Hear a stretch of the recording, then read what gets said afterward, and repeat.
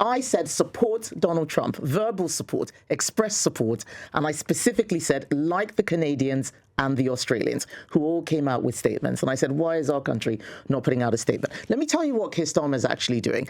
His pollster or whoever has said, oh, do you know what? You're doing a little bit better because of your stance on this war. So try and make your opponents look bad. This is a man who tells lies at PMQs, just like he did with Peter Mandelson when he said, oh, I didn't know the full extent of his relationship, and the papers that were released showed in black and white the opposite. He says a lot of things there at the dispatch box at PMQs that aren't true. He'll tell people that I never signed any trade deals. Of course I did, multiple, including the biggest one since Brexit, CPTPP. But my position has been very clear.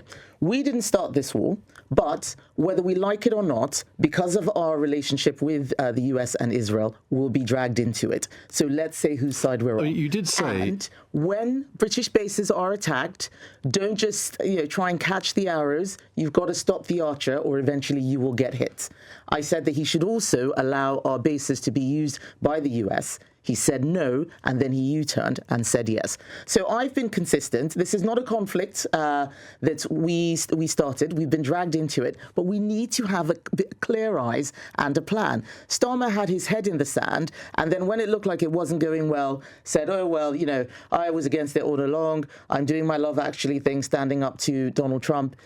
Everything is just happening to him. He's not really making decisions. Liz Truss is a former Prime Minister, but she is no longer a Member of Parliament. I'm thinking about Members of Parliament. That's where my primary responsibility is. If she has broken a rule of the Conservative Party, then yes, things can happen. But I don't just arbitrarily chuck people out. We have rules and regulations. I think people would want to know that if I did become Prime Minister, I wouldn't be starting a witch hunt. Do you not think that could be a little bit of a... Tony Blair had a clause 4 moment. Do you not think that could be yours, where if you're trying to shake off all of the bad things from the past, that would signal that this is a new Conservative Party? Actually, the new Conservative Party is here. Nigel Farage has been doing a lot of my spring cleaning for me. Liz Truss is not she's not an MP. She doesn't even live in the country.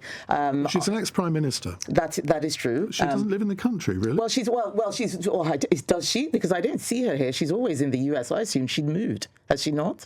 Not to my knowledge. Oh, okay. Well, maybe she does live here. But the fact is, she's in the US. She has a lot of US activities. She is not in Parliament. My view is that we need to focus on making sure people understand what the Conservative Party under Kemi Badenoch's leadership is.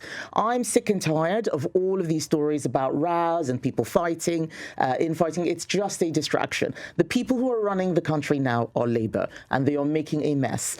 Unemployment has increased every single month. That worries me. We need to drill our own oil and gas in the North Sea. That worries me. We've got great policies like abolishing stamp duty and getting rid of business rates for retail, hospitality and leisure. Those are the things that I want to be talking about. Not so-and-so said this, but I'll wait to see exactly what those comments are. No former Prime Minister, in fact, to be honest, no citizen of this country should be slagging it off. We'll get the exact quote, so we can quote it to you. Yes. So we'll do that after the news. But in the meantime... A former Prime Minister should be selling their country positively. As opposed to not down the river. Yes, indeed. Ali.